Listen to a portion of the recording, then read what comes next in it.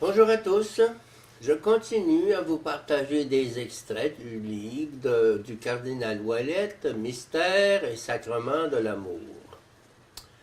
Épilogue. La dramatique eucharistique et le mystère nuptial. Le mystère nuptial du Christ atteint son plus haut niveau d'expression dans la célébration eucharistique.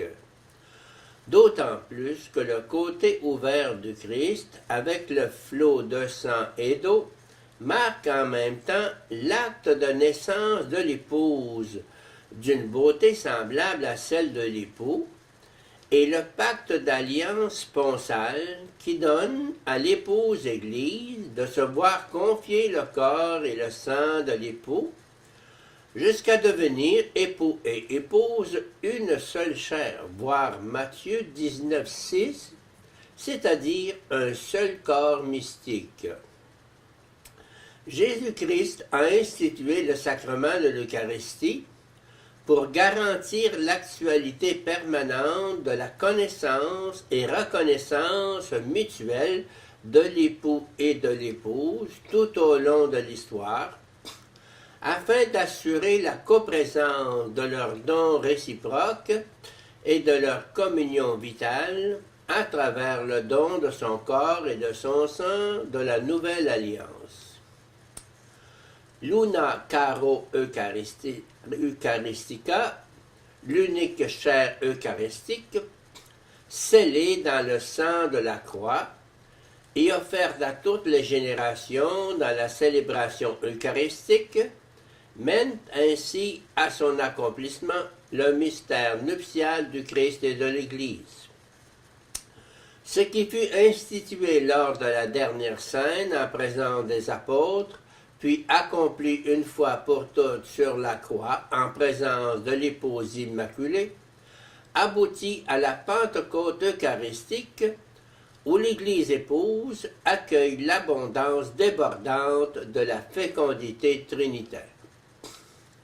La Sainte Communion est le moment nuptial par excellence, le moment de la fidélité raffermie dans l'Esprit du Seigneur. C'est là que se rencontrent la soif de Dieu et la soif de l'homme, soif d'intimité, d'unité et de fécondité.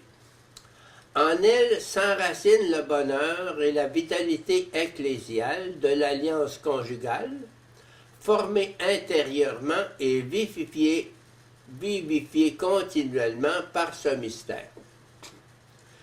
Créé pour aimer, l'homme se retrouve lui-même dans le don authentique de soi, voir Gaudium Spes 24, prenant appui sur la grâce eucharistique nuptiale du Seigneur ressuscité, donnée à tous les hommes par l'Esprit Saint et par l'Église, sponsa verbi, épouse du Verbe.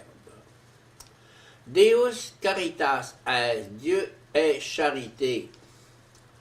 L'Eucharistie nous attire dans l'acte d'offrande de Jésus. Nous ne recevons pas seulement le Logos incarné de manière statique, mais nous sommes entraînés dans la dynamique de son offrande.